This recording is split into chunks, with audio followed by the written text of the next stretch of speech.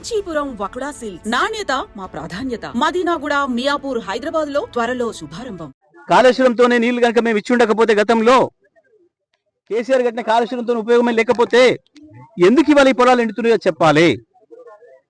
పచ్చి అబద్ధాలు చెప్పి ప్రజల్ని మోసం చేసి కాళేశ్వరం లేనే లేదని చెప్పి దాంట్లో ఇసుక అమ్మదొబ్బడం మొదలుపెట్టి కోట్ల వందల వేల కోట్ల రూపాయలు సంపాదించుకోవడం, జేవులేసుకోవడం మొదలుపెట్టి ఈ రైతాంగాన్ని వేలాది లక్షలాది రైతాంగాన్ని చావగొడుతున్నారు మొత్తము. ఇది మీరు ఎవరిని చూసినా ఎవరి ఇట్లా మీరు నోటి ముందు మీరు ఇది పెట్టినా ఎట్లా మాట్లాడుతున్నారో చూస్తున్నారు. రైతులు ఏ రకంగా పోటీపడి ముందుకు వస్తున్నారో చూస్తున్నారు. నేను మాట్లాడదా అంటే నేను మాట్లాడతా అని. రేవంత్ రెడ్డి బట్టలు ఇప్పుతావు, బట్టలు ఇప్పు తీసుకొడతావా? ఎందుకు నేను నిలదీస్తే రైతాంగం ఆ విషయాన్ని రిపోర్టర్ మిత్రులు వాళ్ళ మీడియాలో చూపిస్తే కొడతావా? జైలుకు పంపుతావా? మాట్లాడిన వాళ్ళని బట్టలు వేసి కొడతావు, అవి చూపించిన వాళ్ళని బట్టలు వేసి కొడతావా? ఇప్పుడు నీకు రిపోర్టర్లు అంటే భయం వేస్తుందా? ఇప్పుడు రిపోర్టర్లు నీకు సైతాన్లా కనబడుతున్నారా? ఇప్పుడు నీకు తల్లి బిడ్డలు గుర్తొస్తున్నారా? 5 ఏళ్లుగా నువ్వు మాట్లాడిన భాష, నువ్వు ఏ నియోజకవర్గానికి పోయినా అక్కడ ఉన్న స్థానిక మంత్రుల గురించి, శాసనసభ్యుల గురించి నువ్వు మాట్లాడిన భాష, నువ్వు వాడిన పదాలు, కేసీఆర్ కుటుంబం గురించి నువ్వు మాట్లాడిన పదాలు, కేసీఆర్ కుటుంబం కొడుకు కూతురు రాజకీయాలు ఉన్నారు కాబట్టి మాట్లాడినంటే సరిపోతుందేమో.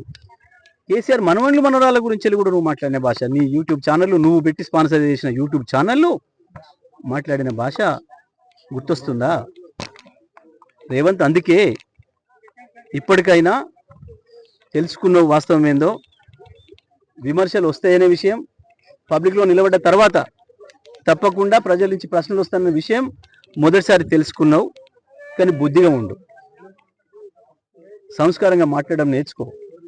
నీకు ప్రజల్ని బట్టలిప్పి కొట్టే హక్కు లేదు, కానీ ప్రజలకు ఉంది. నీ బట్టలు చింపేటట్టు కొట్టే హక్కు ప్రజలకు ఉంది. ఎందుకంటే నువ్వు బాకీ పడ్డావు ప్రజలకు. నువ్వు రాసిచ్చినావు. నువ్వు 420 హామీలను 6 గ్యారెంటీలను నువ్వు రాసిచ్చినావు స్వయంగా. బాకీ పడ్డోన్ని బట్టలు తీసుకొట్టే హక్కు ప్రజలకు మాత్రమే ఉంటుంది, బాకీ పడ్డవాడికి ఉండదు. అది గుర్తుపెట్టుకో మిస్టర్. మహిళలు నిలదీస్తున్నారు, వాళ్ళని బాధ పెడుతుంది. ఆ ఎండిపోయిన పొలాలు వాళ్ళని బాధ పెడుతున్నాయి. వాళ్ళ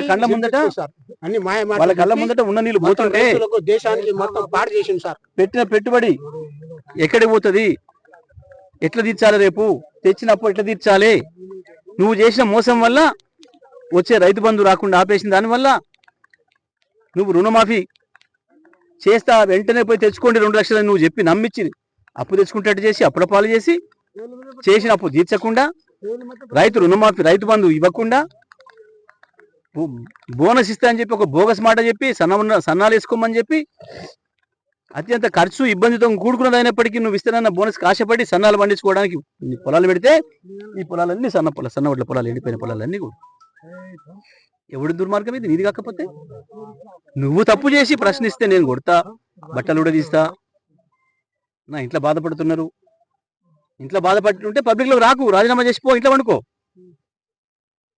పబ్లిక్లో నిలబడి కాగితాలు ఇచ్చి, రాసిచ్చి, హామీలు ఇచ్చి మోసం చేసి ఇలా నన్ను తిడుతున్నారు.